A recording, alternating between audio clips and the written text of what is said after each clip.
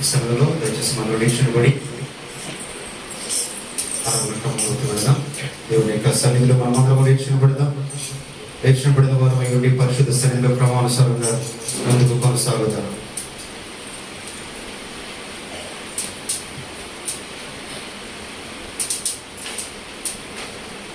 తండ్రి యొక్కయు కుమారుని యొక్కయు పరిశుద్ధాత్మ నామమున ఆమేన్. ఓ దేవా, తండ్రి గాను కుమారుడు గాను పరిశుద్ధాత్ముడు గాను ప్రత్యక్షమైన తండ్రి, నీ ప్రత్యక్షత నిమిత్తమై నీకు అనేక స్తోత్రములు. ఇప్పుడు నిన్ను ఆరాధించు కృపాశీలను దయచేసినందుకు వందనములు. దూతలు పరలోక పరిశుద్ధులు నిన్ను స్థుతించినప్పటికీ మా స్థితులు కూడా కోల్పొచ్చిన నీకు అనేక స్థుతులు. నీవు కలగజేసిన సమస్య సృష్టిని బట్టి నీవు గనుక కనిపించినది. సృష్టి అందరితో పాటు మేము నీకు నమస్కరిస్తున్నాము. ఆరాధన బృందం నీకు ప్రీతి కలిగినట్లే ఇక్కడ విషయంలో జీవించమని ప్రభు ద్వారా వేడుకొంచున్నాము. ఆమేన్. ప్రియులారా, ప్రభువునకు ప్రియులారా, మన మధ్య పరిశుద్ధమైన దేవుని సన్నిధికి వచ్చినప్పుడు పూర్తిగా సర్వారాధనలో ప్రవేశపూర్వము మన పాపస్థితిని ఒప్పుకొని క్షమాపణ పొందితే మనకెంతో మేలు. మనం పాపము లేని వారని చెప్పుకునే కదా మనలో చర్చమండదు. మన పాపములను మనము ఒప్పుకునే కదా ఆయన నమ్మదగిన వాడును నీతిమంతుడును కనుక మన పాపములను క్షమించి సమస్త దుర్నీతి నుండి మనల్ని పవిత్రులుగా చేయండి. మనం పాపము చేయలేదని చెప్పుకునే కదా ఆయనను అధికంగా చేయవాలమవుతుంది. ఆయన వాక్యము మనలో ఉండదు. తన అతిక్రమములకు పరిహారం పొందినవాడు, తన పాపములకు ప్రాయశ్చిత్తం పొందినవాడు ధన్యుడు. యెహోవా చేత నిర్దోషి ఎంచబడిన వాడు, ఆత్మలో కపటం లేనివాడు ధన్యుడు. మన పాపములను ఒప్పుకున్నాము. పరిశుద్ధుడైన ఓ దేవా, పరిశుద్ధుడైన దేవా, మేము మా జన్మమును బట్టి నైజమును బట్టి పాపులమయ్యున్న తలంపును బట్టి చూపును బట్టి పాపులమయ్యున్న తిరుటను బట్టి మాటను బట్టి పాపులమయ్యున్న ప్రవర్తన బట్టి క్రియలను బట్టి పాపులమయ్యున్న నీ కృపను పొందుటకు మేము అయోగ్యులము మమ్మును క్షమింపుమని నీ కుమారుని పరిముఖముగా వేడుకొంచున్నాము. ఆమేన్. మీలో రాత్రి తన ప్రముఖమైన ప్రేమను బట్టి విశ్వాసులందరూ అన్ని పాపములను క్షమించున్నాడు. శిక్షించడానికి ఇష్టపడండి. మన పాపములను జ్ఞాపకం చేసుకోండి. అటు తండ్రిని నిత్యపోషించున్నాము. ఓ తండ్రి, నీవు పరిశుద్ధమైనందున పాపలను అసహించుకోవాల్సినది కానీ అటు చేయక చేరదీసి క్షమించున్నావు కనుక నీకు అనేక వందనములు. ఆమేన్. ఆ రీతిగా ప్రతి ఒక్కరు వర్తించి దేవుని స్తుతిద్దాం. ఆయన ఉన్నతమైన నామాన్ని గణపరుస్తూ ఆయన పరిశుద్ధ సన్నిధిలో మనమందరము కూడా ఆరాధనకు యోగ్యుడైనటువంటి ఆ దేవాది దేవుని యొక్క నామాన్ని గణపరుస్తూ ఆయన ఉన్నతమైన నామాన్ని మహిమపరుస్తూ ఆయన సన్నిధిలో మనమందరము ఉజ్జీవింపబడినట్లుగా దేవుని యొక్క శక్తిని అనుభవిద్దాం. పరిశుద్ధ సన్నిధిలో ప్రతి ఒక్కరు కూడా నోరు తెరిచి దేవుని స్తుతిద్దాం. ఏ ఒక్కరు కూడా మౌనంగా ఉండక నోరు తెరిచి దేవుని యొక్క నామాన్ని సమర్థించండి. దేవా, నీ గొప్ప నామమును బట్టి నీకు వందనాలు. అన్ని నామముల కంటే పై నామము కలిగిన వాడు నాయన, నీకు వందనాలు చెల్లిస్తున్నారు తండ్రి. నా దేవా, నా రక్షక, మీకు వందనాలు. మా గొప్ప దేవుడు అయినా స్తుతులు స్తోత్రాలు చెల్లిస్తున్నాను తండ్రి. మా స్తుతుల మీద ఆశ్రయుడు అయిన దేవుడు అయినా మీకు వందనాలు. ఈ పరిశుద్ధ సన్నిధిలో ప్రభా, మేమందరం ఈ రీతిగా నిలబడి నేను స్తుతించిన కొరకై, నేను ఆరాధించి గణపరచిన కొరకై, నేను మాకిచ్చిన ధన్యత కొరకై మీకు వందనాలు చెల్లిస్తున్నాను. మేమేమి రుణముదించుకోగలము నాయన. ఇదిగో మా నోరు తెరిచి మా హృదయాంతరముల నుంచి నాయన నిన్ను సన్నతిస్తుండగా ప్రభా, నిన్ను గణపరుస్తుండగా, మీ నామంకై మహిమను ఆరోపిస్తుండగా ప్రభా, మా ద్వారా మీ నామానికి ఘనతను ఆరోపించుకోనండి. మా ద్వారా మీ నామానికి కీర్తిని ఆరోపించుకోండి ప్రభా అని నోరు తెరిచి దేవుని స్తుతిద్దాం. ప్రతి ఒక్కరు నోరు తెరిచి దేవుని స్తుతిద్దాం.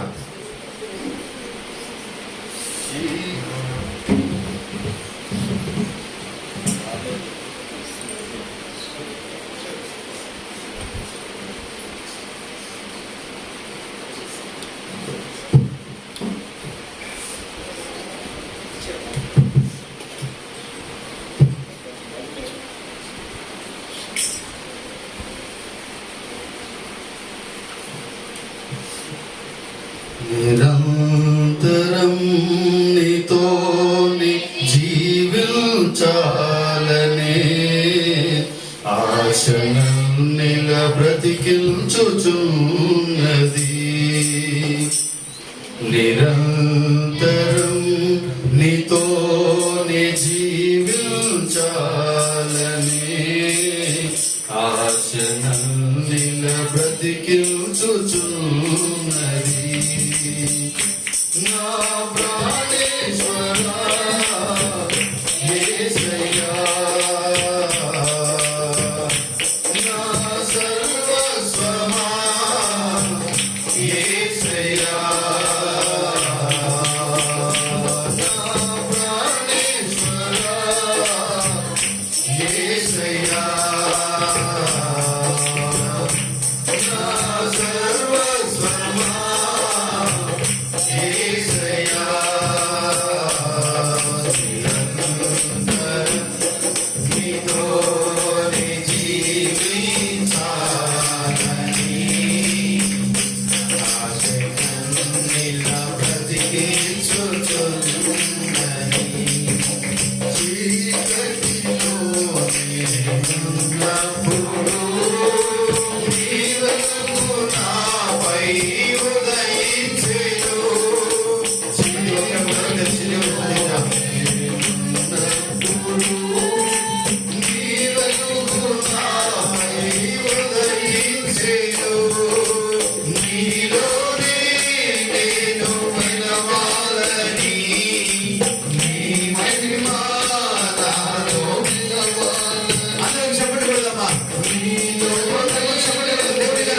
కలగాలని నీ మహిమ నాలో నిలవాలని పరిశుద్ధాత్మ నన్ను చేస్తున్నావు నీ రాకడకై పరిశుద్ధాత్మ అభిషేకముతో నన్ను నిలుపుతున్నావు నీ రాకడకై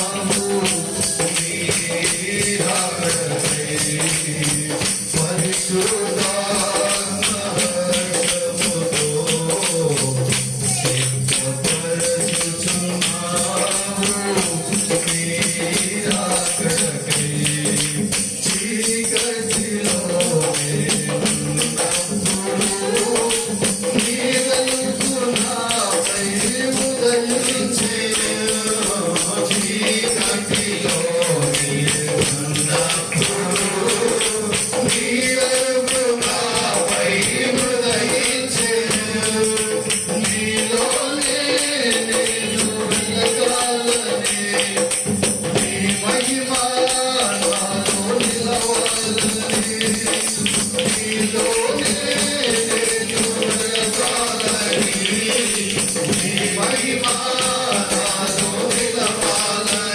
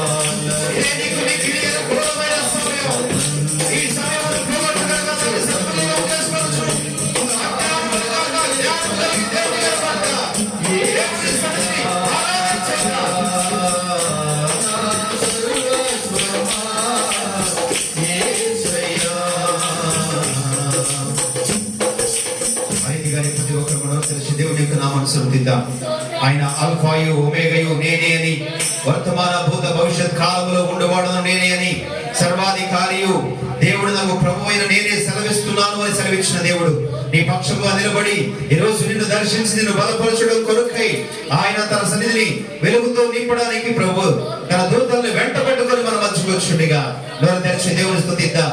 ప్రతి నేత్రము ఆయన చూస్తుంది. ఇదిగో ఆయన పొడిచిన వారిని చూస్తారు, భూజనులందరూ ఆయన చూసి రొమ్ము కొట్టుకుంటారు అని లేఖన భాగము సెలవిస్తుండగా, ఆ ప్రకారంగా ఈ రోజు దేవుని యొక్క సన్నిధిలో ఇదిగో నీ ఒక ఉన్నతమైన స్థితిని కలిగి ఉన్నావు కనుక నన్ను తెరిచి బిగ్గరగా దేవుని స్తుతించు. దేవా నీకే స్తోత్రములు చెల్లిస్తున్నాను. నీవిచ్చిన కృపను బట్టి మీకు వందనాలు, నీవిచ్చిన సన్నిధిని బట్టి మీకు వందనాలు, నీవిచ్చిన కాపుదలను బట్టి మీకు వందనాలు చెల్లిస్తున్నాను తండ్రి. ప్రభువా మా గొప్ప దేవుడు అయినా మీకు వందనాలు చెల్లిస్తున్నాను. నమ్మకమైన సాక్షి అయిన దేవా, మృతుల్లో నుండి ఆది సంపూర్తిగా లేచిన వాడా మీకు వందనాలు చెల్లిస్తున్నాను. భూపతులకు అధిపతి అయిన దేవుడు అయినా మీకు వందనాలు చెల్లిస్తున్నాను. మహిమాన్వితుడైన దేవుడు అయినా మీకు వందనాలు. బలపరిచిన వాడా మీకు వందనాలు. అద్భుతాలు చేస్తున్న వాడు అయినా మీకు వందనాలు. ప్రభువా నా తండ్రి, అగ్ని జ్వాలల వలె కన్నులు కలిగిన దేవా నీకు వందనాలు చెల్లిస్తున్నాం నాయన. 7 సువర్ణ దీపస్తంభముల మీద 7 నక్షత్రముల గురించి గొప్ప మర్మములు రాసి ఉన్న దేవా నీకు వందనాలు చెల్లిస్తున్నాము. నీ 7 నక్షత్రముల చేత మమ్మల్ని బలపరుస్తున్న దేవుడు నాయన, నీ వెలుగుతో నింపి నడిపిస్తున్న దేవుడు నాయన మీకు వందనాలు చెల్లిస్తున్నా. నీకు లెక్కలని స్తుతులు స్తోత్రాలు చెల్లిస్తున్నాం ప్రభువా. ఈ రోజు మేమందరము సజీవులుగా నిలిచబడి ఉన్నాము అంటే కేవలం అది నీ మహాకృపను బట్టి నా తండ్రి. అటువంటి కృప ద్వారా మమ్మల్ని బలపరిచిన దేవా, మమ్మల్ని చెరువు చాటున మరుగు చేసుకున్న దేవా నీకు వందనాలు చెల్లిస్తున్నా. నీ రెక్కల నీడలో మాకు ఆశ్రయం ఇస్తూ మమ్మల్ని బలపరిచి నడిపిస్తున్న దేవుడు నాయన, నీ కాపుదలలో భద్రపరుస్తూ మాకు ఆశ్రయపురముగా మాకు తోడుగా నీడగా ఉన్న దేవా నీకు వందనాలు చెల్లిస్తున్నాం నాయన. మేమేమై ఉన్నామో మమ్మల్ని మేము పరీక్షించుకున్నట్లుగా నిరంతరము నీ వాక్యము చేత భగవ తండ్రి నలగొట్టుచు బలపరుస్తున్న దేవా నీకు వందనాలు చెల్లిస్తున్నా. మా జీవితంలో నా తండ్రి ఎనలేని కృపను అనుగ్రహించి మమ్మల్ని నీ కాపుదల్లో భద్రపరచునైనా ఈ రోజు మమ్మల్ని ఉన్నతమైన స్థితిలో నిలబెట్టి మీ నామానికి మహిమ ఘనత ప్రభావములు మీరు ఆరోపించుకొనుచున్నందుకై మేమేమిచ్చినమో తీర్చుకోగలము నాయన.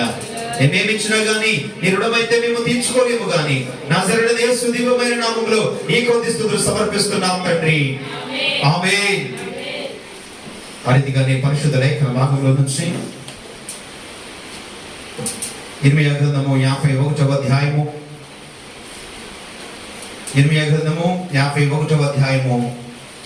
46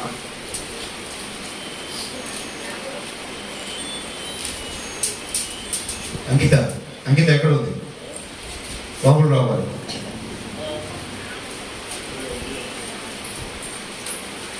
ఇర్మియా గ్రంథము 51వ అధ్యాయము 46వ వచనం నుంచి చివరి వచనం వరకు మనం చదువుకుందాం.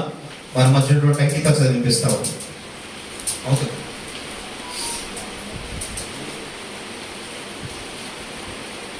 ఇర్మియా గ్రంథము 51వ అధ్యాయము 46వ వచనం నుంచి చివరి వచనం వరకు.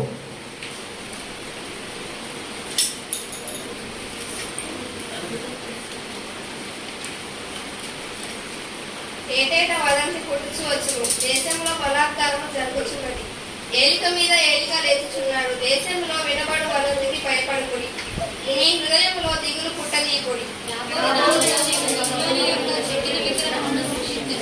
దాని దేశమంతయు అవమానమునందును జనులు హతులై దాని మధ్యను కూలిదరు. దానిని పాడు చేయవారు ఉత్తర దిక్కు నుండి దాని యొద్దకు వచ్చుచున్నారని ఆకాశమును భూమియు వాటిలో సమస్తమును బబులోని గతాన్ని గూర్చి సంతోషించును.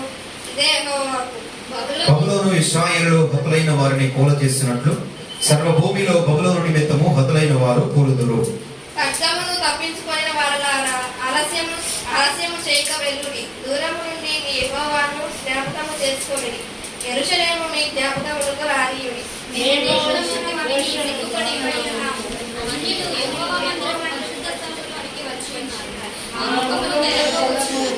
యెహోవాకు. రాబో దినములలో నేను బబులోను యొక్క విగ్రహములకు శిక్షించును.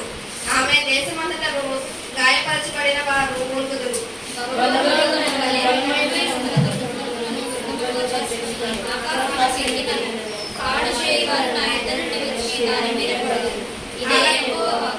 ఆలకించుడి, బబులోను నుండి రోదధ్వని వినబడుచున్నది, కల్దీయ దేశంలో మహానాశన ధ్వని వినబడుచున్నది.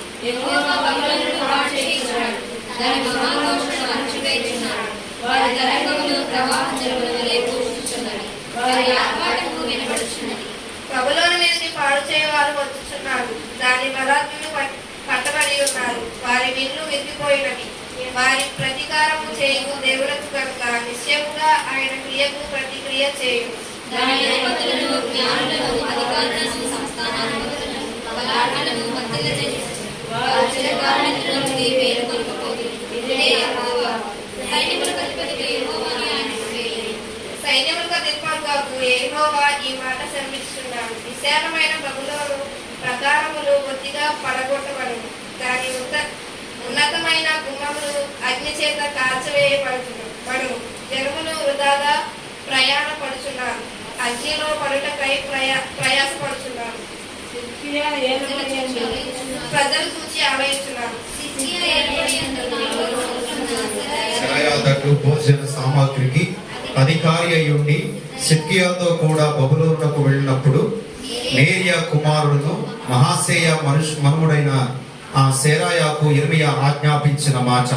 ఇర్మియా బబులోను మీదికి వచ్చు అపాయములన్నిటిని అనగా బబులోను గూర్చి వ్రాయబడిన ఈ మాటలన్నిటిని గ్రంథములో రాసెను.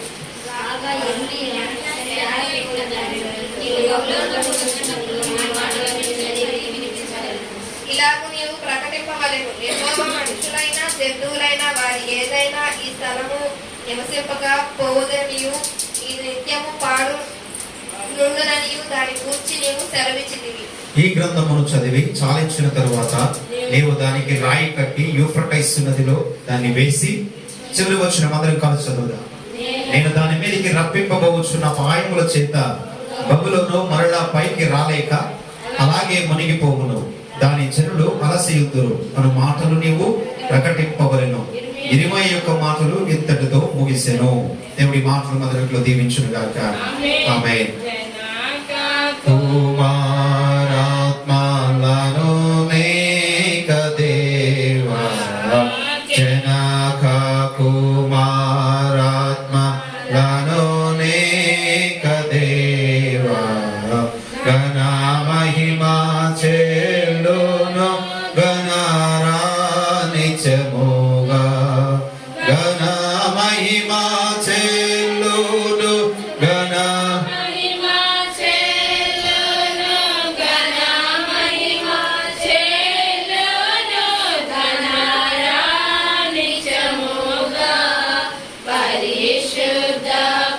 పరిశుద్ధ పరిశుద్ధ ప్రభువా పరదూతలైనాని వారిని పగలరా. దయచేసి కూర్చుందాం. దేవుని యొక్క ఉన్నతమైన నామమునకు మహిమ కలుగును గాక. ఆమేన్. దేవాది దేవుడు ఆయన బిడ్డలుగా మనందరినీ ప్రేమించి ఆయన పరిశుద్ధాత్మ సన్నిధిలో ఆయన మనల్ని బలపరిచి ఆయన కొరకై ఎన్నుకొని ఆయన్ను సన్నిధించిన కొరకై ఆయన బిడ్డలుగా చేర్చిన దేవాది దేవునికే మహిమ కలుగును గాక. ఆమేన్. ప్రభునందు ప్రియ దేవుని బిడ్డరా కూడి వచ్చిన మీ అందరికీ దేవుని నామములో నా ప్రత్యేకమైన వందనాలు తెలియజేస్తా ఉన్నాను. గడిచిన కాలమంతయు దేవుడు తన రెక్కల కింద మనల్ని మరుగు చేసుకొని క్షేమముగాను సంతోషముగాను ఆనంద తైలభిషేకముతో నింపి సజీవ సాక్షులుగా జీవింపచేస్తూ ఆయన సన్నిధికి నడిపించాడు. ఆయన సన్నిధికి వచ్చినటువంటి మన జీవితంలో దేవుడు మహద్భుతమైన కార్యాలు జరిగిస్తూ మనందరిని కూడా బలపరుస్తున్నాడు. ఆయన ఘనమైన నామమునికే మహిమ కలుగును గాక. ఆమేన్. మంచిది. ప్రభునందు ప్రియ దేవుని బిడ్డరా, ఈరోజు మన అంశము 91వ కీర్తనలో నుంచి 4వ మాటను మనం జ్ఞాపకం చేసుకుందాం. ఆయన తన రెక్కలతో నిన్ను కప్పును, ఆయన రెక్కల కింద నీకు ఆశ్రయము కలుగును. ఆయన సత్యమును కేడుము డాలునై ఉన్నాడు. చాలండి ఇప్పుడు మీరు దేని బిడ్డారా, జాగ్రత్తగా ఇక్కడ మీరు గమనిస్తే దేవాది దేవుడు తన రెక్కల క్రింద మనను కాపాడుతూ ఆయన బిడ్డలుగా ఉన్న మనందరికీ ఆశ్రయం ఇచ్చేవాడు అని లేఖన భాగం మాట్లాడుతూ ఉంది. మరి ఆయన ఆశ్రయం కలిగి ఉండాలని, ఆయన ఆశ్రయ దుర్గము అని, ఆయన ఆశ్రయుడు అని లేఖన భాగము సెలవిస్తా ఉంది. మరి ఆశ్రయపురమునకు మనము చేరాలి అంటే, ఆ ఆశ్రయమును మనం పొందుకోవాలి అంటే దానికంటూ ఒక అర్హత ఉంది అని లేఖన భాగం మనతో మాట్లాడుతూ ఉంది. కానీ పరిశుద్ధ గ్రంథంలో నా మట్టుకు నేను చెప్తున్నాను, దేవుని యొక్క సన్నిధిలో మన జీవితంలో మొదటిగా ఒకసారి మనం పరిశీలన చేసుకొని, ఆ పరిశీలన చేసుకున్న మీదట దేవుని యొక్క ఆశ్రయమును పొందుకోవడానికి మనము అర్హులమై ఉన్నామా లేదా అనేది కూడా ఒక్కసారి మనము జ్ఞాపకము చేసుకోవాలి. అందుకు దేవుని యొక్క నామము ఒకవేళ ఎక్కడైనా సరే, ఏ సమయంలో అయినా సరే, ఎలాంటి పరిస్థితుల్లోనైనా సరే మన ద్వారా దేవుని యొక్క నామము దూషింపబడుతుందేమో, దేవుని యొక్క నామాన్ని దూషించే వారంగా నేను ఉన్నామేమో, దానికి గల కారణాలు కూడా ఈరోజు మేము ముందుంచుతాను. వాటిని బట్టి ఒక్కసారి మీ హృదయాలను మీరు పరిశీలన చేసుకోగలిగినట్లయితే దానిని బట్టి దేవుని యొక్క ఆశ్రయము కిందకు మీరు చేర్చబడి ఉన్నారా లేదా అనేది ఈరోజు మీరు చక్కగా మరి మీ హృదయాలను జ్ఞాపకము చేసుకోవచ్చు. దేవుడు నాకు ఆశ్రయుడై ఉన్నాడు, దేవుని యొక్క ఆశ్రయము కిందకు నేను చేర్చబడి ఉన్నాను అని నేను తెలియచేయబడినటువంటి ఆ కారణాలలో ఏ ఒక్క కారణము నీలో ఉన్నా గానీ దేవుని యొక్క ఆశ్రయాన్ని నువ్వు పొందుకోలేకపోతున్నావు. ఏ ఒక్క కారణము నీలో కనపడుతున్నా గానీ, ఏ ఒక్క కారణము నీలో ఉన్నప్పటికీ దానిని బట్టి దేవుని యొక్క ఆశ్రయము అనేది నీ మీదకు రాదు అని కూడా గ్రహించాలి. ప్రభునందు ప్రియ దేవుని బిడ్డలారా, గమనించండి. రోమీయులకు రాసిన పత్రికలో 2వ అధ్యాయము 23వ వచనాన్ని ఒకసారి మనం చూడగలిగితే, రోమీయులకు రాసిన పత్రిక 2వ అధ్యాయము 23వ వచనం చదవండి. ధర్మశాస్త్రమందు అతిశయించు నీవు ధర్మశాస్త్రము మీరుట వలన దేవుని అవమానపరచెదవా? రాయబడిన ప్రకారము మిమ్మును బట్టియే కదా దేవుని నామము అన్యజనుల మధ్యను దూషింపబడుచున్నది. చూడండి, అక్కడ చక్కని మాట రాస్తా ఉన్నాడు. దేవుని యొక్క ధర్మశాస్త్ర గ్రంథము ఏదైతే ఉందో ఆ ధర్మశాస్త్రమును ఉత్సహించు నీవు ధర్మశాస్త్రం మీరుట వలన ఏం చేస్తున్నావంట? నీవు దేవుణ్ణి అవమానపరుస్తున్నావు. అంటే ధర్మశాస్త్ర గ్రంథము అనగా ఈ పరిశుద్ధ గ్రంథము అని మనకు బోధించబడతా ఉంది. ఆ పరిశుద్ధ గ్రంథములో దేవుని యొక్క వాక్యములు ఏవైతే లిఖించబడ్డాయో వాటి ప్రకారముగా నేను జీవించు వారమై ఉండాలి. అంతేగాని ఆ వాక్యానుసారముగా జీవించకుండా ఆ వాక్యమును మితిమీరినట్లుగా చేసుకోగలిగితే, అనగా వాక్యానికి వ్యతిరేకంగా నువ్వు నడుస్తున్నావేమో, వాక్యానికి వ్యతిరేకంగా నువ్వు జీవిస్తున్నావేమో, వాక్య సంబంధమైన జీవితము నీలో కనబడటం లేదేమో, ఈ రోజు నువ్వు ఒక్కసారి జ్ఞాపకము చేసుకోమని దేవుని యొక్క వాక్యం ద్వారా శ్రమిస్తున్నాను. సింపుల్ గా చెప్పాలంటే వాక్యం అయితే ఉంది కానీ క్రమం లేదు. సింపుల్ గా చెప్పాలంటే వాక్యం అయితే ఉంది, వాక్యానుసారమైన విధానం అయితే నీలో ఉంది, కానీ దాని క్రమానుసారంగా చేయడం లేదు. నీవు క్రమం తప్పిన వాడు అవుతున్నావు, క్రమం లేని వాడుగా జీవిస్తున్నావు. ఒక క్రమం అనేది నీలో కనబడడం లేదు.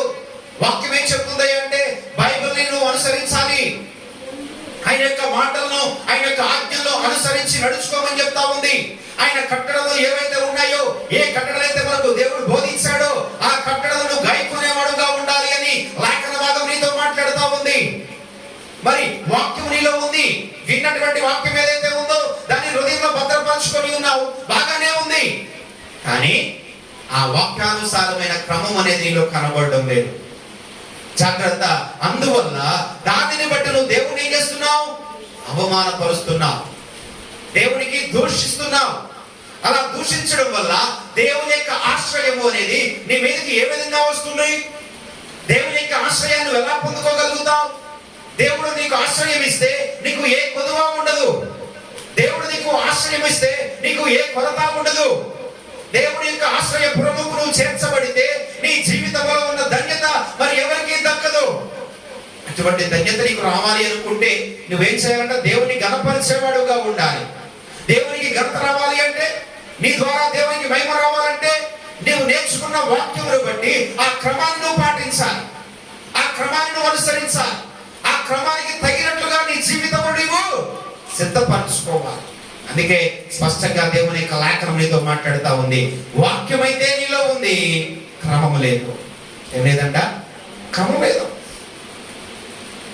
దేవుని యొక్క సన్నిధిలో నేను చాలా మందిని గమనిస్తా ఉన్నప్పుడు ఇది ఏమిటంటారా, దేవుని యొక్క వాక్యం అయితే వింటున్నా, దేవుని యొక్క వాక్యాన్ని అనుసారంగా నడుచుకోవడానికి ప్రయత్నం చేస్తున్నాం, కానీ క్రమం లేకపోవడం వల్ల మన జీవితాన్ని సరి చేసుకోకుండా దేవుని దూషిస్తున్నా, దేవుని యొక్క నామానికి నీ ద్వారా అవమానమును తెస్తున్నా. చాలా మంది అనుకుంటారు నన్ను ఎవరు పరిశీలించలేదు కదా, నన్ను అడిగేవారు ఎవరు, నేను వెళ్ళకపోతే ఏమైంది, వస్తే ఏమైంది, రాకపోతే ఏమైంది, దేవుని సన్నిధికి టయానికి వెళ్ళకపోతే ఏమైంది, వెళ్ళకపోతే ఏమైంది, దేవుని సన్నిధిలో కనపడితే ఏమైంది, కనపడకపోతే ఏమైంది. నన్ను అడిగేవారు ఎవరు? ఎవరిని అడుగుతారా? అడిగేవాళ్ళు ఎవరైనా ఉన్నారా? ఒకవేళ పాస్ గారు అడుగుతారా చెప్పండి? పాస్ గారు అడగలేడు. లేదు సంఘ పెద్దలు ఉన్నారు కదా అంటే సంఘ పెద్దలను అడుగుతారా? అడగలేరు. మరి ఎవరు అడుగుతారు నన్ను? అడిగేవాడు ఎవడు లేడు అనుకుంటున్నావేమో. కానీ ఒక మాట ఈరోజు నేను జ్ఞాపకం చేస్తున్నాను. క్రమం అనేది నువ్వు తప్పడం వల్ల, ఆ క్రమాన్ని అనుసరించకపోవడం వల్ల నీ ద్వారా దేవుని యొక్క నామము దూషింపబడతా ఉంది. దేవుని స్తోత్రం, హల్లెలూయా. ఎలా దూషింపబడుతుందండి? ఏ విధంగా దూషింపబడుతుంది? దేవుని యొక్క నామం ఎలా దూషించబడద్ది చెప్పగలరా? నీలో క్రమం అనేది లేదు. అవును, క్రమం లేదు. ఎవరు చూస్తున్నారు నా క్రమాన్ని? నా క్రమాన్ని ఎవరు గమనిస్తున్నారు అంటే అన్యులను చూస్తున్నారు. ప్రియదేవుడా, లోకంలో తిరిగేవారు, లోకాన్ని గురించి ఎరిగిన వారు, దేవుని గురించి తెలియని వారు నిన్ను పరిశీలిస్తున్నారు. దేవుని బిడ్డని చెప్పుకుంటావు కదా, దేవుడు నన్ను బాగు చేశాడని చెప్తావు కదా, దేవుడు నన్ను ముట్టాడని చెప్తావు కదా, దేవుడు నన్ను స్వస్థపరిచాడని చెప్తావు కదా, నా దేవుడు గొప్పోడు అంటావు కదా, నా దేవుడు మహిమగలవాడు అంటావు కదా. మరి ఇంత భక్తి నీలో కనబడుతున్నప్పుడు నీవు క్రమంగా దేవుని సన్నిధికి వెళ్ళినట్టు నాకు ఎప్పుడు కనపడలేదే. ఎప్పుడు దేవుని సన్నిధిలో ఉన్నట్టు కానీ, దేవుని సన్నిధిలో ప్రార్థించినట్టు కానీ నాకు ఎప్పుడు కనపడలేదు. ఎప్పుడు చూసినా ఇంట్లోనే ఉంటావు కదా, వీధిలోనే ఉంటావు కదా, నీ సొంత పనుల మీదే ఉంటావు కదా, దేవుని పనికి ఎప్పుడు వెళ్ళినట్టు కనపడలేదు. ఎవరన్నా ఈ మాట? అన్ని వేసుకుంటారు ప్రశ్న నీ గురించి. దాని వలన దేవుని యొక్క నామము వారి మధ్య ఏమవుతుంది? నీ ద్వారా దూషింపబడుతుంది, నీ ద్వారా అవమానపరచబడుతా ఉంది. పేరుకి క్రైస్తవమే కానీ మనలో ఉన్న జీవితాలను బట్టి నామకార్థమైన క్రైస్తవులుగా మిగిలిపోతున్నా. దాని వలన దేవునికి అవమానం తెచ్చేవారుగా ఉంటున్నా, దాని వలన దేవుని దూషించేవారుగా మిగిలిపోతున్నా. అందువల్ల దేవుని యొక్క ఆశ్రయము అనేది నీ దరిదాపులకు రావడం లేదేమో గ్రహించాలి. దేవుని బిడ్డారా, ఇంకా మీరు చూస్తే మొదటి కొరింథీయులకు రాసిన పత్రికలో 3వ అధ్యాయం,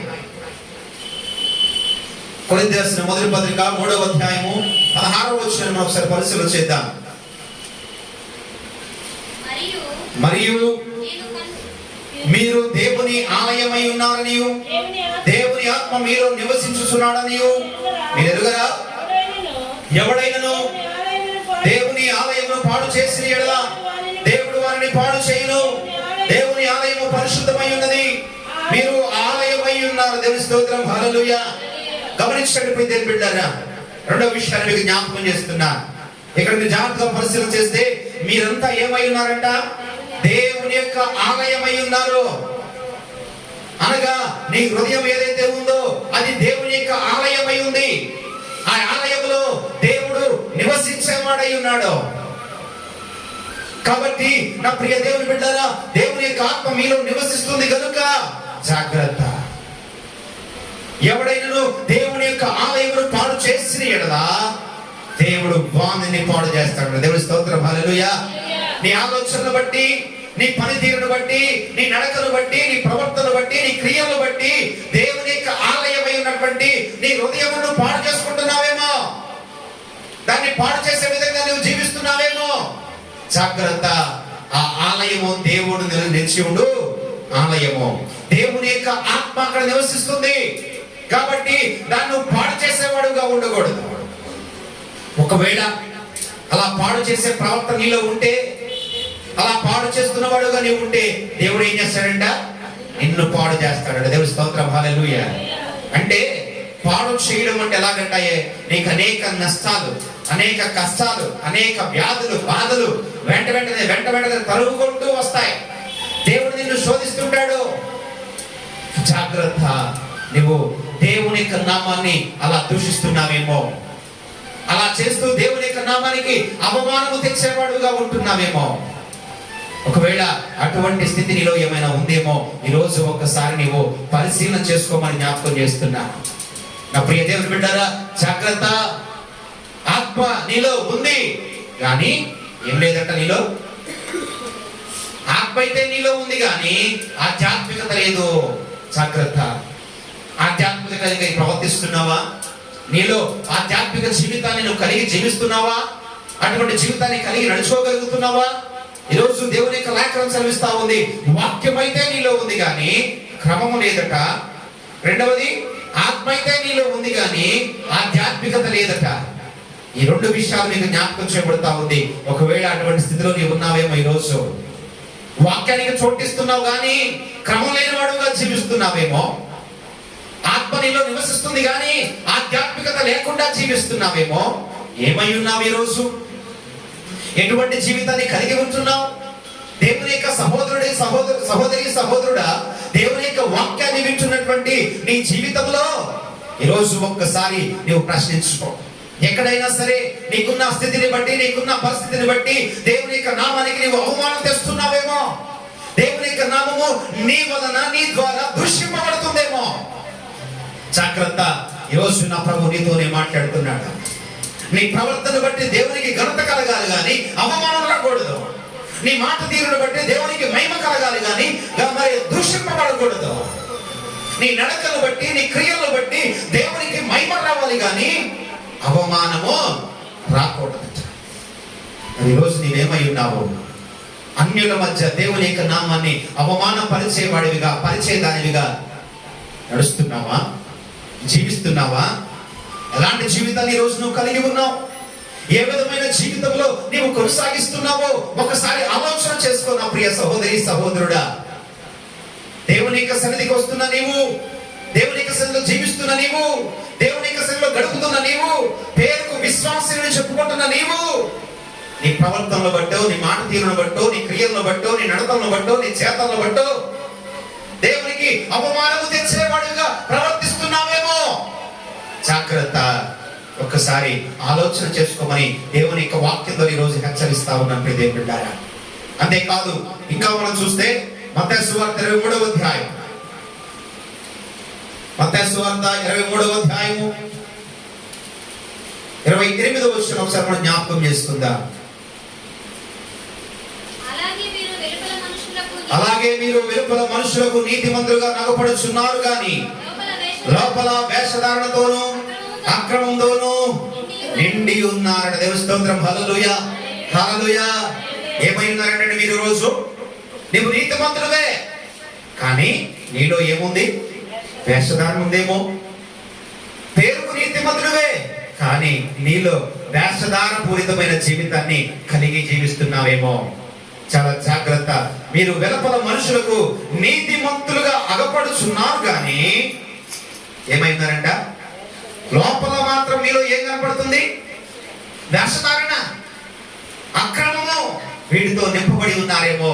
ఒకసారి మీరు ఉదయాన్ని పరిశీలన చేసుకోమని దేవుని యొక్క వాక్యం ఈ రోజు నేను హెచ్చరిస్తా ఉంది ప్రియ దేవుని బిడ్డలారా. చాలా మంది జీవితాల్లో గమనిస్తా ఉన్నట్లయితే పైకి ప్రేమ నటిస్తూ ఉంటారు, పైకి ప్రేమ వలగబోస్తూ ఉంటారు, పైకి ప్రేమతో ఆప్యాయంగా పలకరిస్తూ ఉంటారు, కానీ లోపల జరిగే క్రియ ఏంటో తెలుసా? తిట్టుకుంటా ఉంటారు. అమ్మా బాగున్నావా? నేను ఇప్పుడు ఎందుకు వచ్చాడు? ఏంటంట? పైకేమో అమ్మ బాగున్నారా, రండి రండి అంటున్నారు, కానీ ఈ టైంలో వచ్చాడేంటి, ఇప్పుడు ఎందుకు వచ్చాడు? గమనించండి. రెండు జీవితాలు, రెండు మనస్తత్వాలు ఈరోజు చాలా మంది కుటుంబాల్లో, చాలా మంది జీవితాల్లో కలిగి ఉంటున్నారు. కానీ దేవుడు అంటున్నాడు కదా, అటువంటి వేషధారణ నీలో ఉంటే దాన్ని ఇప్పుడే విడిచిపెట్టు. అటువంటి వేషధారణ వల్ల నీవు నాకు అవమానం తెచ్చేవాడు అవుతున్నావు, నన్ను దూషిస్తున్నావు. దయచేసి ఆ వేషధారణ పూరితమైన జీవితం నాకు ఇష్టం లేదు, దాన్ని విడిచిపెట్టేసి ఇష్టపూర్వకంగా నన్ను ఆరాధించు, ఇష్టపూర్వకంగా నన్ను గణపరచు అని దేవుడు నీ వద్ద నుంచి కోరుకుంటున్నప్పుడు దేవుని బిడ్డ. దేవుని స్తోత్రం. హల్లెలూయా, హల్లెలూయా. గమనించండి నా ప్రియ సహోదరి సహోదరుడా, దేవాది దేవుడు ఈ రోజు నీతోనే మాట్లాడుతున్నాడు కనుక ఈ మాటలు జాగ్రత్తగా మీరు ఆలకించండి. మొదటిగా మనం చూస్తా ఉన్నాం, వాక్యం అయితే ఉంది కానీ ఏం లేదంట, ఏం లేదంట, క్రమం అనేది లేదు. ఒక క్రమం లేదు. పావులకు 10ంటికి వచ్చిన వాడు కొంతమంది, 10 గంటలకు వచ్చిన వాడు మరి కొంతమంది, 10:30కు వచ్చేవాడు కొంతమంది, 11ంటికి 11:30కు వచ్చేవాడు. ఏమవుతుందండి? ఇప్పుడు క్రమం కలిగిన వాడు ఎవరండి? క్రమం అంటే ఎవరికి? పావులకు 10ంటికి వచ్చినవాడు క్రమం కలిగినవాడు. మీకు అర్థమవుతుందండి? పావులకు 10కి వచ్చిన క్రమం కలిగి ఉన్నాం కదా అనేసి చెప్పారుగా పాస్టర్ గారు అని చెప్పేసి పావులకు 10కి ఇక్కడికి వచ్చి ఆశ్రయించుకొని మధ్యలో 11:30 లేచి వెళ్ళిపోతే మరి దాన్ని ఏమంటారు? క్రమం తప్పిన వాళ్ళు అవుతారు వాళ్ళు. మరి క్రమం కలిగిన వాళ్ళు అంటే ఎవరు? పావులకు 10కి వచ్చావు, సమయానికి ముందుగానే వచ్చేసావు, మంచిదే. అయితే నీవు దేవుని యొక్క సన్నిధిలో యథార్థముగా ఆయన ఆరాధిస్తూ చివరి దీవెన పొందుకునే వరకు కూడా దేవుని సన్నిధిలో ఉండి దేవుని గణపరిచి వెళ్ళగలిగితే క్రమాన్ని అనుసరించిన వాడు అవుతావు.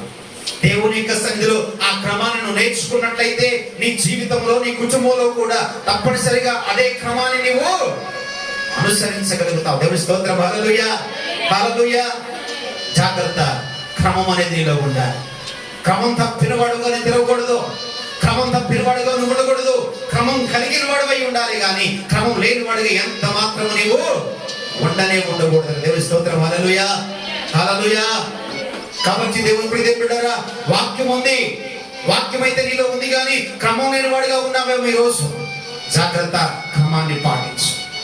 ఆ దేవుని సన్నిధిలో క్రమాన్ని పాటిస్తే నీ కుటుంబం కూడా దేవుడు క్రమంగా తీర్చిదిద్దుతాడంట. దేవుని స్తోత్రం. హల్లెలూయా.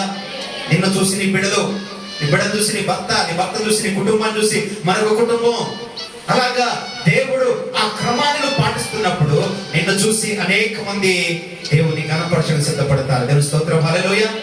ఎప్పుడైతే నువ్వు క్రమం లేనివాడుగా ఉంటావో, క్రమాన్ని అనుసరించకుండా జీవిస్తావో, దాని ద్వారా నువ్వు దేవునికి ఏం చేస్తున్నావు?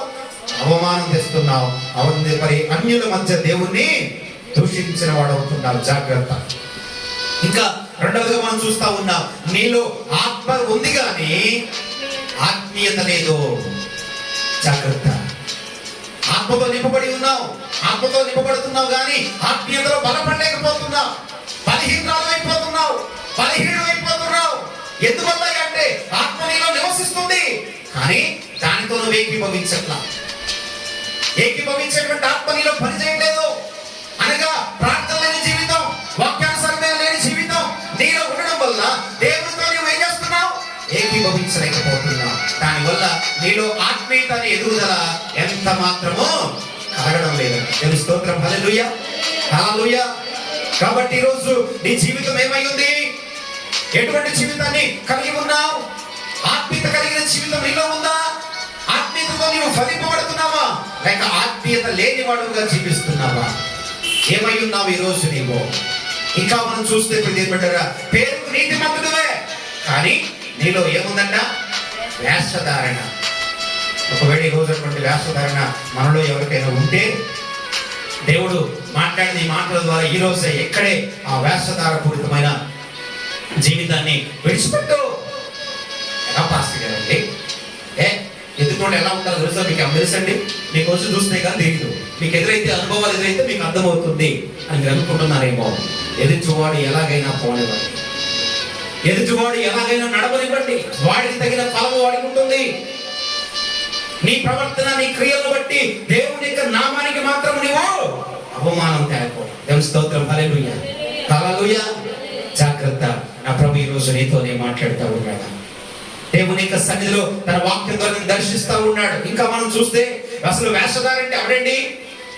అసలు మీరు మాట్లాడితే వేషధారి అని చెప్తా ఉన్నారు. అసలు వేషధారి అంటే ఎలా ఉంటాడు?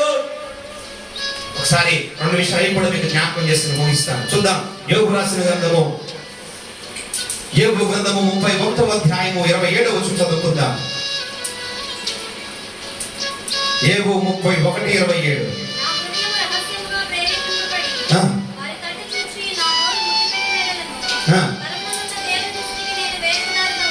ఏమంటాడండి ఇక్కడ? నా హృదయం రహస్యంగా ప్రేరేపబడి వారి తట్టు చూసి నా నోరు ముద్దు పెట్టిన ఎడలను పరమనున్న దేవుని దృష్టికి ఏమవుతాడంట? నేను వేషధారిణి అవుతాను. దేవుని స్తోత్రం. హల్లెలూయా. చూడండి 25వ వచనం రాయబడతా ఉంది, నా ఆస్తి గొప్పదని గాని నా చేతికి విస్తారము సొత్తు దొరికినని గాని నేను సంతోషించిన ఎడలను అన్నాడు అక్కడ. అంటే అతని కలిగిన ఆస్తిని బట్టి గాని, అతని కలిగిన ధనాన్ని బట్టి గాని, అతని కలిగి ఉన్నటువంటి ఇహలోక ఐశ్వర్యములు ఏమైనప్పటికీ కూడా వాటిని బట్టి ఒకవేళ హృదయంలో రహస్యంగా ప్రేరేపబడి వాటి తట్టు చూస్తే నేను దేవునికి ఏమవుతానండి? దేవుని దృష్టిలో ఏమైపోతాను? నేను వేషధారణ ఎత్తిపోతాను. అంటే పరమ దేవుని యొక్క దృష్టిలో నీవు వేషధారి అవుతావు. అంటే ఇంకా మనం చూస్తే అదే అధ్యాయం 34 వచ్చిన చదవండి. మహాసమూహమునకు భయపడియు, ఆ, కుటుంబముల తిరస్కారము తిరస్కారముకు జడిసియు నేను మౌనంగా ఉండి ద్వారము దాటి బయలు వెళ్ళక రొమ్ములో నా పాపమును కప్పుకొని ఎడల పరమనున్న దేవుని దృష్టికి నేను మొదటి మీద జ్ఞాపకం చేసుకోవాలి. మొదటి విషయం ఏంటి తెలుసా? పాపమును కప్పుకుంటే నువ్వు వేషధారివే. పాపాన్ని విడిచిపెట్టకుండా, నీలో ఉన్న పాపాన్ని విడిచిపెట్టకుండా దాన్ని కప్పిపుచ్చుకుంటున్నావా? ఆ పాపాన్ని ఒప్పుకోకుండా, పాపాన్ని విడిచిపెట్టకుండా ఇంకా సమయం ఉందిలే అని కాలక్షేపం చేస్తున్నావా? ఆ పాపమును విడవకుండా, పాపాన్ని విడిచిపెట్టుకోకుండా దేవునికి సన్నిధికి వచ్చి దేవుణ్ణి గణపరుస్తున్నావేమో, దేవుణ్ణి ఆరాధిస్తున్నావేమో, దేవుణ్ణి మహిమపరుస్తున్నావేమో. అయితే నీవు వేషధారివే అని గ్రహించాలి. ఎందుకో తెలుసా? పాపాన్ని ఒప్పుకోకుండా దేవా దేవా దేవా అని ఆరాధిస్తే ప్రయోజనం ఏముంది?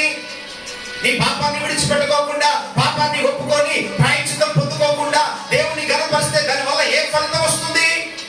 దానివల్ల నీకు ఏ లాభం జరుగుతుంది? ఎందువల్ల నువ్వు లాభం పొందుకోలేకపోతున్నావంటే వేషధారి అయిపోయావు కనుక, వేషధారి జీవితం జీవిస్తున్నావు కనుక. కాబట్టి ఇప్పుడే నేను ఒకవేళ పాపం ఒప్పుకోకుండా కప్పిపుచ్చుకున్నావేమో, ఒకవేళ అట్లా ఉంటే ఆ పాపాన్ని విడిచిపెట్టు. నువ్వు ఆ పాపాన్ని విడిచిపెట్టి ఆ వేషధారణ జీవితాన్ని, ఆ వేషధారణని ముసుగును తొలగించి యథార్థమైన హృదయంతో నువ్వు దేవుని ఆరాధిస్తే ఆ ఆరాధన దేవునికి చెల్లుతుంది. అది దేవుడు ఘనతగా మార్చుకొని దాన్ని తిరిగి రెట్టింపు ఘనతతో, రెట్టింపు ఆశీర్వాదముతో నీకు కలగజేస్తాడు. దేవుని స్తోత్రం. హల్లెలూయా, హల్లెలూయా. అందుకే యోబు అంటాడు, చూడండి ఆ మాట, మహాసమూహములకు నేను భయపడి కుటుంబంలో తిరస్కారముకు జడిసియు నేను మౌనంగా ఉండి ద్వారము దాటి బయలు వెళ్ళక రొమ్ములో నా పాపాన్ని కప్పుకుంటే నేను దేవునికి ఏమవుతానంటే వేషధారణ అవుతానండి. దేవుని స్తోత్రం. హల్లెలూయా. గమనించండి నా ప్రియ సహోదరి సహోదరుడా, ఇప్పుడు వేషధారణ ఎవరండి? వేషధారణ ఎవరు చెప్పండి? దేవుని సన్నిధిలోకి వస్తూ, దేవుణ్ణి ఆరాధిస్తూ, దేవుణ్ణి ఘనపరుస్తూ, దేవునికి చెల్లించవలసినవన్నీ చెల్లిస్తూ, పాపమును విడిచిపెట్టకుండా, పాపమును కడుక్కోకుండా, ఆ పాపమును విడిచిపెట్టకుండా ఇంకా ఎవరైతే ఉన్నారో వాళ్ళంతా ఎవరు? వేషధారులే. ఎవరి దృష్టిలో? మనుషుల దృష్టిలో కాదు, దేవుని దృష్టిలో నీవు వేషధారి అవుతావు. అటువంటి వారిని ఆయన ఎన్నడూ స్వీకరించడు. ఆయన ఎంత మాత్రం ఇష్టపడడు. అట్టి వారికి కాపుదల కాదు కదా, ధన్యత కాదు కదా, ఆశీర్వాదం కూడా కలగదట. దేవుని స్తోత్రం. హల్లెలూయా. కాబట్టి నా ప్రియ దేవుని బిడ్డారా, నువ్వు ఆలస్యము చేయక, నీవు కప్పుకొని ఉన్న పాపం ఏదైనా ఒకవేళ నీలో ఉంటే దాన్ని వెంటనే ఇప్పుడే దేవుని సన్నిధిలో విడిచిపెట్టు. ఆయన ఎదుట ఒప్పుకో, పశ్చాత్తాపడినట్లయితే దేవుడు నిన్ను దీవిస్తాడు. ప్రియదేవుడా, రెండవది ఎవరయ్యా అంటే, చదువుదాం, ఆ మాట కూడా జ్ఞాపకం చేస్తాను. మత్తయి సువార్త 15వ అధ్యాయం, మత్తయి సువార్త 15వ అధ్యాయం 7వ వచనం చదవండి దయచేసి.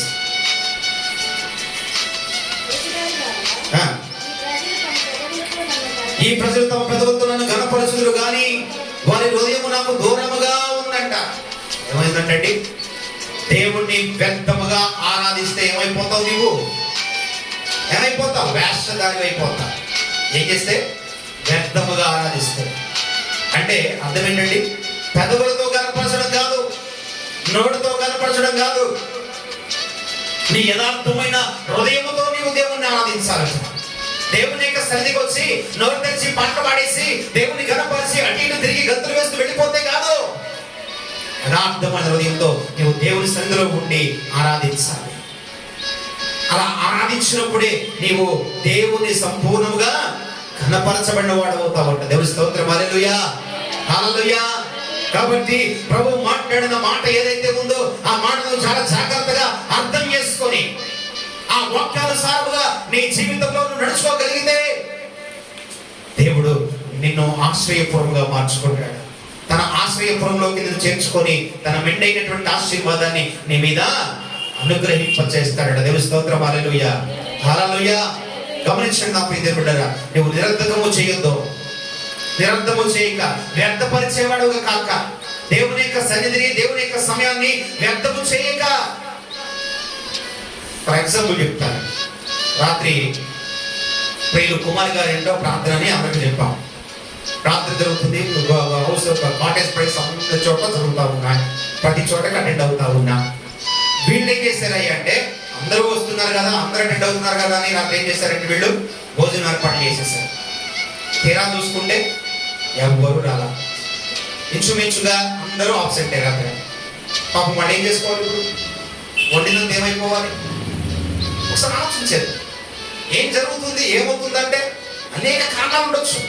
ఇప్పుడు వాళ్ళే రాత్రి ఏం చెప్తున్నారంటే, అమ్మ అంటే అయ్యా ఏమయ్యేదయ్యా, ప్రతిరోజు ఆకుండా అందరూ వస్తున్నారు కదా, కంటిన్యూషన్ గా అందరూ వస్తున్నారు కదా అని నేను అదే ధ్యాసలో మేమేం చేస్తాం, అందరూ వస్తానులేని గొప్పగా ఉండేసి. పాపం లతా కుమార్ రెడ్డి గారు ఎంతో కష్టపడ్డారు వంటల కోసం. అంతా ఉంటే అందరూ వస్తారు కదా అని ఎక్స్పెక్ట్ చేసి వండేసుకుంటే పాపం ఏమైంది రాత్రి. ఎందుకు ఈ మాట చెప్తున్నారంటే, మనలో ఉన్నటువంటి నిర్లక్ష్యం గమనించండి. మనలో ఉన్నటువంటి వ్యర్థమైన సమయాన్ని దేవుని యొక్క సన్నిధిని, దేవుని యొక్క సమయాన్ని వ్యర్థము చేయడం వల్ల ఏం చేస్తున్నాం, దాని వల్ల వారికి వ్యర్థమైపోయిందంటే కాదు. వండింది పెద్ద సరే ఆగిపోయింది, సరే మిగిలిపోయింది అంటే అది పెద్ద లాసేం కాదు వాడికి.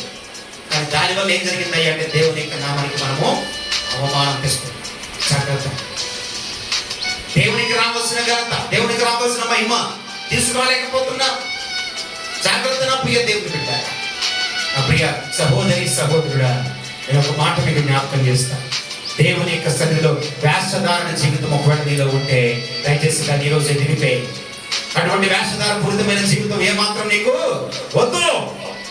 ఆ వేషధారణ జీవితాన్ని విడిచిపెట్టేసి దేవునికి ఇష్టడిగా బ్రతకడం నేర్చుకో. దేవునికి ఇష్టమైన జీవితాన్ని కలిగి నడుచుకోవడం ప్రారంభించు. నువ్వు దేవునికి ఇష్టమై ఉండాలి కానీ మనుషుల్ని మెప్పించేవాడు కాదు, మనుషులు మెప్పించడం కోసం కాదు కానీ దేవుని మెప్పించేవాడుగా నీ జీవితం ఉండాలి. దేవుని యొక్క వాక్యం అదే మాట్లాడుతూ ఉంది. దేవుని యొక్క లేఖన భాగం అదే తెలియజేస్తా ఉంది.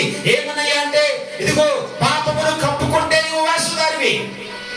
అంతేకాకుండా ఇంకేం చెప్తుందండి, దేవుణ్ణి వ్యర్థముగా ఆరాధిస్తే, అనగా నోటితోనో పెదవులతోనో చూపుతోనో ఆరాధిస్తే కాదు కానీ అది దేవుడు ఎంత మాత్రం ఒప్పుకోడు, ఇష్టపడడు. మరి ఎలా ఆరాధిస్తే ఇష్టపడతాడండి? ఆయన అన్నాడు, నేను ఆత్మనై ఉన్నాను గనుక నన్ను ఆరాధించువారు ఆత్మతోనూ సత్యముతోనూ ఆరాధించండి అన్నాడు. దేవుని స్తోత్రం, హల్లెలూయా. గమనించండి నా ప్రియ సహోదరి సహోదరుడా, దేవుని యొక్క లేఖన భాగం ఈరోజు నీతోనే మాట్లాడుతూ ఉంది. పరిశుద్ధ వాక్కులు నిన్ను దర్శించడానికై ప్రభు నీతో మాట్లాడుతున్నాడు. ఈ రోజు నీ జీవితాన్ని బాగు చేయడానికి, నీ జీవితాన్ని ఆశీర్వాదముగా మలచడానికి, నీ జీవితంలో నువ్వెంతల ఫలము కలగ చేయడానికి ఆ ప్రభు మాట్లాడుతూ ఉన్నాడు. నువ్వేమై ఉండాలో, నువ్వు ఎలా జీవించాలో నా ప్రభు నేర్పిస్తున్నాడు. దయచేసి జాగ్రత్త. ప్రభు మాట్లాడిన మాటలను బట్టి నువ్వు ఒకవేళ ప్రతి సమయంలో నీ ద్వారా దేవుని యొక్క నామానికి అవమానం తెస్తున్న వాడిలో ఉన్నావేమో, నీ వలన దేవుని యొక్క నామము అన్యుల మధ్య దూషింపబడుతుందేమో. ఒకసారి ఆలోచించి. వాక్యం అయితే ఉంది కానీ క్రమం లేదు, ఆత్మ అయితే ఉంది కానీ ఆత్మీయత లేదు. దేవుని బిడ్డారా, మరి ఈ రోజు నువ్వేమై ఉన్నావు? నేను నీతిమంతుడని చెప్పుకుంటున్నాను కానీ వేషధారణ లోపలే ఉండిపోయింది. జాగ్రత్త. నా ప్రభు మాట్లాడే మాటలు జ్ఞాపకం చేసుకొని గుర్తు పెట్టుకొని ఆ వాక్యానుసారంగా నడవడం ప్రారంభించగలిగితే దేవుని యొక్క ఆశీర్వాదాలు నీ పాదిగా నీవు అనుభవించగలుగుతావు. దేవుని స్తోత్రం, హల్లెలూయా, హల్లెలూయా. ఇప్పుడు చెప్పండి, వేషధారణ అంటే ఎవరండి? వేషధారణ అంటే ఎవరు? పైకి ఒకలాగా లోపల ఒకలాగా ప్రవర్తించేవారు వేషధారులు. రెండవది, పాపమును విడిచిపెట్టగా కప్పుకొని వారు వేషధారులు. ఎందుకని అన్నారు ఆ మాట? ఏమండి ఆ మాట ఎందుకన్నారు చెప్పాలి. కొంతమంది ఈ రోజుకి చాలా సాకులు చెప్తా ఉంటారు. ఏమ్మా పాపాన్ని ఎందుకు విడిచిపెట్టలేదమ్మా, అయ్యా పాపాన్ని ఎందుకు విడిచిపెట్టుకో, నువ్వు ఎందుకు రక్షించబడలేదు, ఎందుకు రక్షణ పొందుకోవంటే చాలా మంది చెబుతున్న సాకులు తెలిసి ఈ రోజు ఈ రక్షణకు వివాహానికి బంధం పెడుతున్నారు. సంబంధం ఏమొస్తుంది, సంబంధం ఏముందో నాకైతే తెలియదు. దానికి దీనికి అసలు ఏం సంబంధం ఏంటి, దానికి దీనికి అసలు పోలికేంటి అంటే కొంతమంది తల్లిదండ్రులు అడ్డుపడి ఏం చేస్తారు తెలుసా? చిన్న పిల్లలు పెట్టే ఇంకా అనుభవించాల్సి చాలా ఉన్నాయన్న. ఏమనుభవించాలో మరాడు వాళ్ళు ఏమనుభవించాలో నాకైతే తెలియదు. చాలా మంది చెప్తున్న మాటలు చాలా చోట్ల విన్నానండి. అనేక మంది చోట్లకు వెళ్ళినప్పుడు కూడా, అనేక చోట్ల మాట్లాడుతున్నప్పుడు కొంతమంది యవనస్తులతో మాట్లాడుతుంటారు, అయ్యా మరి ఏం చదువుతున్నావు? పలానా డిగ్రీ చేస్తున్నానండి. మరి రక్షింపబడ్డావా? ప్రార్థన బాగా చేస్తాడు, పాటలు బాగా పాడతాడు, కానీ రక్షణ లేదండి. ప్రయోజనం ఏముంది? నీ వల్ల దేవుని యొక్క నామం అవమానపరచబడుతుంది కదా. నీ వేషధారణ జీవితం వల్ల దేవుడు ఏం చేస్తున్నాడు? అవమానించబడుతున్నాడు. ఆలోచన చేద్దాం ఒకసారి దేవుని జ్ఞాపకం చేసుకుందాం. ఈ సమయంలో నువ్వేమై ఉన్నావు? ఈ రోజు నువ్వు దేవుణ్ణి మహిమపరిచేవాడుగా ఉన్నావా? దేవుని అవమానపరిచేవాడుగా ఉంటున్నావా? ఎందుకు ఈ మాట చెప్తున్నానంటే, ఒక మాట మీకు జ్ఞాపకం చేస్తున్నాను. అంటే అందరూ అలా ఉన్నారని నేను చెప్పను, కానీ కొంతమందిని బట్టి అందరికీ ఆ ముద్ర పడిపోతుంది. ఏ ముద్ర? దేవుని యొక్క సన్నిధికి వచ్చినంతసేపు బాగుంటారు, దేవుని సన్నిధిలోకి వచ్చేసి అసలు గంభీరంగా పాట పాడేస్తూ ఉంటారు, గంభీరంగా ప్రార్థన చేసేస్తూ ఉంటారు, గంభీరంగా పరిచయం చేసేస్తూ ఉంటారు, గంభీరంగా వాక్యాన్ని ధ్యానిస్తూ ఉంటారు, వాక్యం చదివేస్తూ ఉంటారు. పాస్టర్ గారు చూడంగానే అసలు అబ్బా ఎంత బాగా చదువుతాడు, అంత బాగా పాడుతాడు అని మెచ్చుకునే విధంగా చేస్తూ ఉంటారు. తీరా ప్రార్థన అయిపోయింది, అంతా అయిపోయినాక బయటికి వెళ్ళిన తర్వాత మిగిలిన రోజు ఏం చేస్తున్నారు? చెడు సావాసాలు. ఆ సావాసాలతో సమాసం చేస్తూ వాళ్ళు ఏం చేస్తున్నారు? మరలా లోకంలో కలిసిపోతున్నారు. ఇలా చేయడం వల్ల దేవుని యొక్క నామం ఏమవుతుంది? దూషింపబడుతుందా లేదా? దేవుని యొక్క నామానికి ఏం చేస్తున్నావు? నువ్వు అవమానం తెస్తున్నావా లేదా? ఒకసారి ఆలోచించేద్దాం ఈరోజు. అందుకే దేవుని యొక్క రక్షణార్థమైన వస్త్రాన్ని నువ్వు ధరించుకుంటే నువ్వు ఎలా జీవించాలో, ఎక్కడ బ్రతకాలో, ఏ విధంగా బ్రతకాలో, ఎవరి మధ్య ఎలా నడవాలో దేవుడు నీకు వాక్యం ద్వారా నేర్పిస్తూ ఉంటాడు. తెలుస్తోత్రం. హల్లెలూయా, హల్లెలూయా. కాబట్టి నా ప్రియ దేవుని బిడ్డలారా, ఎటువంటి సాకులు చెప్పక, ఇంకా సమయం ఉంది కదా అని ఆలస్యము చేయక, దేవుడు నీకు ఇవ్వబడిన మిక్కిలి అనుకూలమైన సమయాన్ని నీవు సద్వినియోగం చేసుకో. ఇంకా నీవు రక్షింపబడలేదా? ఎవరైనా రక్షింపబడిన వారు ఉన్నట్లయితే దేవుని యొక్క మాటలు వింటున్న జీవితంలో ఇదిగో నీవు వేషధారి అని ప్రభువు మాట్లాడుతూ ఉన్నాడు కనుక నువ్వు వేషధారిగా ఉండక దేవునికి ఇష్టడుగా ఉండాలని దేవుని యొక్క సేవకునిగా నేను కోరుకుంటా ఉన్నాను. నువ్వు దేవునికి ఇష్టమైన వాడుగా, దేవునికి ఇష్టడుగా నడుచుకోవాలని నేను దేవుని యొక్క సేవకునిగా కోరుకుంటున్నాను కనుక దయచేసి ఇదిగో నీకు ఇవ్వబడిన ఈ మిక్కిలి అనుకూలమైన సమయాన్ని సద్వినియోగం చేసుకో. ఈ సమయాన్ని సద్వినియోగం చేసుకొని నీ ద్వారా దేవునికి మహిమ తేగలిగితే, దేవుని గణపరచగలిగితే, ఇక దేవుని బిడ్డ ఏవో పొందుకున్న రుణంతర ఆశీర్వాదం దేవుడు నీకు కూడా కలగ చేస్తాడు.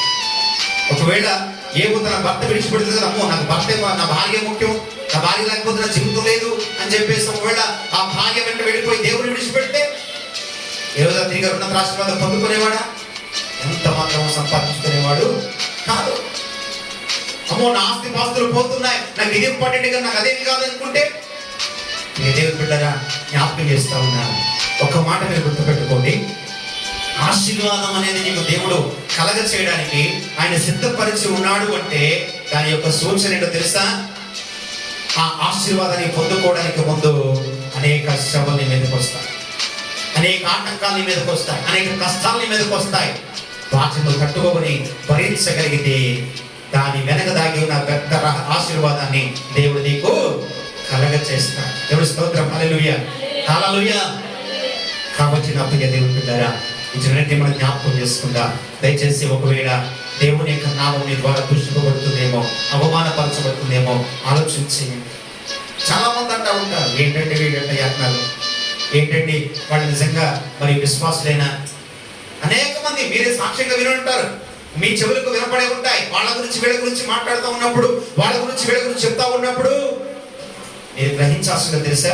ఈరోజు వాళ్ళ గురించి మాట్లాడాము, రేపు నా గురించి వస్తే, ఒకవేళ నన్ను బట్టి ఎవరైనా అంటా ఉంటే, ఒకవేళ నేను మీరు ఆ రోజు ఈ రోజు వారి గురించి ఏం మాట్లాడుతున్నాను, నా గురించి ఎంతమంది మాట్లాడుతూ ఉన్నారో అలా మాట్లాడే అవకాశం ఇవ్వకుండా దేవుణ్ణి మనము ఘనపరిచే వారంగా ఉండాలి, దేవుని మహిమపరిచే వారంగా ఉండాలి. దయచేసి అడిదిగా ఉందా, దేవుని మహిమపరుద్దా, అతిథి కృప దేవుడు మనకు దయచేయగా. ఆమేన్. తల్లు ఉంచుకుందాం, ప్రార్థన చేసుకుందాం. తల్లు ఉంచుకొని ప్రార్థన చేసుకుందాం. దేవుని యొక్క సన్నిధిలో నోరు తెరిచి ప్రభువుని అడుగుదాం. ఆయన నీకు సహాయం చేసేవాడై ఉన్నాడు, నీ జీవితమును గణపరిచేవాడై ఉన్నాడు, నిన్ను బలపరిచి నడిపించేవాడై ఉన్నాడు కనుక ఓ వేషధారి, ఒకవేళ నువ్వు వేషధారిగా ఉన్నావా, ఈరోజు వాక్యం అయితే ఉంది కానీ క్రమం లేనివాడుగా ఉన్నావా? అలాగే ఆత్మ అయితే ఉంది కానీ ఆత్మీయత లేదా? ప్రియ దేవుని బిడ్డ, నీతిమంతుడివే కానీ వేషధారిగా జీవిస్తున్నావా? ఈరోజు నీవేమై ఉన్నావో ఒకసారి దేవుని యొక్క వాక్యం ద్వారా హెచ్చరింపబడిన నీవు నీ హృదయాన్ని పరిశీలన చేసుకో. నీ హృదయాన్ని పరిశీలన చేసుకొని ఆలస్యము చేయక, ఒకవేళ ఏ విషయంలోనైనా కానీ నీవు దేవునికి అవమానం తెచ్చేవాడుగా ఉంటే ఇప్పుడే నీ జీవితాన్ని సరి చేసుకో. నీ హృదయాన్ని పరిశీలించుకొని దేవుని సన్నిధిలో జ్ఞాపకం చేసుకొని వాటిని విడిచిపెట్టు. దేవుని మహిమపరిచేవాడుగా నిలబడు, దేవుని గణపరిచేవాడుగా నిలబడు, దేవుని సన్నిధించేవాడుగా నువ్వు నిలబడగలిగితే దేవుడు నీ పక్షంగా నిలబడి గొప్ప కార్యాలు జరిగిస్తాడు, అద్భుతమైన కార్యాలు చేయడం జరిగిస్తాడు, ఆశ్చర్యమైన కార్యాలతో నేను తృప్తిపరిచేవాడై ఉన్నాడు కనుక నోరు తెరిచి ప్రభువుని అడుగుదా, నోరు తెరిచి ప్రభువుని అడుగుదా. సహాయం చేసే దేవుడు ఆయనే, అద్భుతాలు చేసే దేవుడు ఆయనే, ఆశ్చర్యమైన కార్యాలు జరిగించేవాడు ఆయనే కనుక నోరు తెరిచి ప్రభువుని అడుగుదా, ప్రభువుని అడుగుదా, ప్రభువుని అడుగుదా. మహోన్నతుడా, మహాగణుడా, సర్వశక్తిమంతుడా, సర్వాధికారి, సర్వకృపాలు దేవ తండ్రి, మా దేవ నీకు లెక్కలైన స్తుతులు స్తోత్రాలు చెల్లిస్తున్నాను ప్రభువా. ఇదిగో నా తండ్రి, మీరు చేసిన గొప్ప కార్యాల కొరకే నీకు వందనాలు. నీ అద్భుతమైన నీ ఆశ్చర్యమైన కార్యాల కొరకై సన్నిధిస్తున్నాను ప్రభా. నీ సన్నిధిలో జ్ఞాపకం చేస్తున్నాను. మీరే జ్ఞాపకం చేసుకుంటుండగా నీ కృపలో మమ్మల్ని బలపరచమని, దీవించమని, ఆశీర్వదించమని నీ సన్నిధిలో జ్ఞాపకం చేసుకోమని ప్రార్థిస్తున్నాను తండ్రి. సహాయం చేస్తున్న వాడు నైనా నీకు వందనాలు. నీ శిలువచారణ మరుగు చేసుకొని నీ కాపుదలో భద్రపరిచి బలపరిచి నడిపిస్తున్న దేవా నీకే వందనాలు తండ్రి. నీ ఆత్మ కార్యము కొరకై స్తుతులు స్తోత్రాలు చెల్లిస్తున్నాను తండ్రి.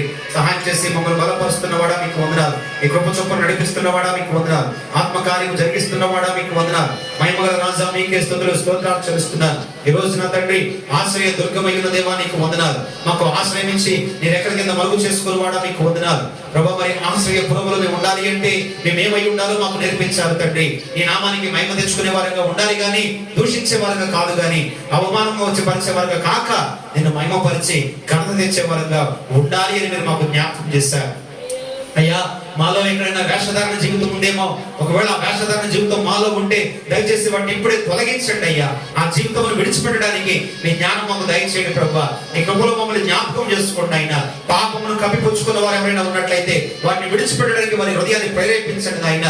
మీరే సహాయం చేయండి తండ్రి. మీకు వందనాలు. నీ సన్నిధిలోకి వచ్చిన నీ బిడ్డలందరినీ బట్టి మీకు వందనాలు ప్రభా. దయచేసి నాయన ఇదిగో నా ప్రభా, పాటలు స్తుతిస్తున్నప్పుడు నోటితో కాదు పెదవులతో కాక ప్రభా వారి హృదయాంతరం నుంచి నువ్వు స్తుతించినట్లుగా మీరు జ్ఞాపకం చేసుకోండి ప్రభా. ఆయనగా అందరినీ ఆయత్తపరచమని, సిద్ధపరిచి, బలపరిచి, నడిపించమని ఈ దినమున ప్రభా నీ సన్నిధికి ఎవరైతే రాలేకపోయినారో అటు వారిని కూడా ఒకసారి జ్ఞాపకం చేసుకొని వారితో మీరు మాట్లాడి గద్దించమని ప్రార్థిస్తున్నాను తండ్రి.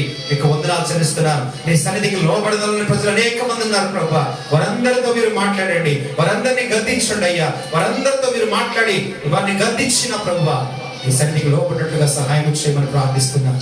అన్ని బట్టి కూడా మీకు వందనాలు చెల్లిస్తూ నజరేయుడైన యేసు దివ్యమైన నామములో వేరే మరి వేడుకొని చేస్తూ సమర్పిస్తున్నారు తండ్రి.